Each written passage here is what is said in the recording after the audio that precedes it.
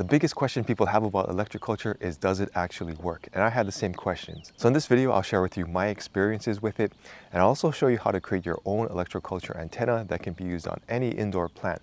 This will allow you to test it out for yourself and see how well it works for you. So if you've ever been curious about electroculture, this is the easiest way to get started. First, I'm going to answer the question, does this actually work? And in my experience, it does work. Here are a couple of examples. First, this is a cactus that had grafted onto another plant, and it was dying, and I thought it was a goner, but then I put the electroculture antenna in there and it came back to life. And as you can see now, it's a full-grown cactus, and I'm very happy with the results. The second example is a tomato plant, and when it first sprouted, I put the electroculture antenna around it, and it grew really quickly, much faster than my other tomato plants.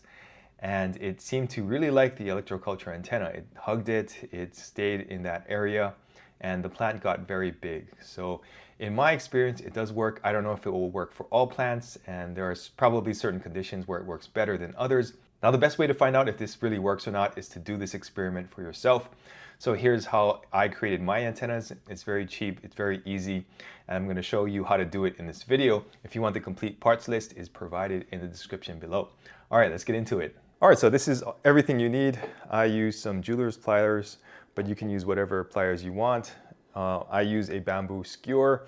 This one comes in at 6 inches, as you can see there. And I also use 12 gauge copper wire, and this is 10 inches. So that's what I'll be using. And then I simply start at the bottom of the bamboo skewer. I line this up like so.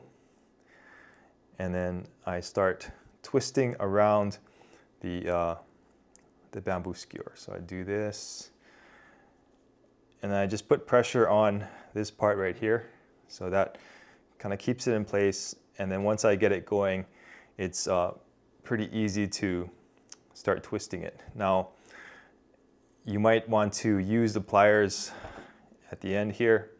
That might help to keep the pressure on, and then you can just twist it pretty easily like that. And then I create a fairly wide spiral here, and don't worry if there's leftover at the top, because I'm going to take care of that in a minute. So I'll move that up a little bit, and just a little more there.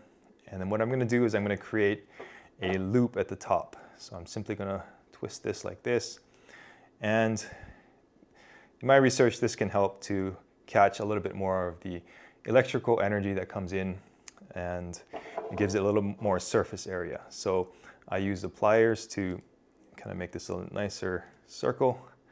It doesn't have to be perfect, obviously, but when it looks nice, that's always a good thing. So I have that as the loop, and then finally I use the pliers at the bottom to turn this down, so that's nice and square there.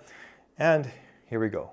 We have a nice looking electroculture antenna, and you can tilt this a little bit up, and then you simply stick it in the pot, maybe about 2-3 inches from the bottom, and that will allow the energy to flow through the coil and into the dirt, and should be very good for your plant. So that's how you do it. It's very simple, and you might want to create a few of these and test them out.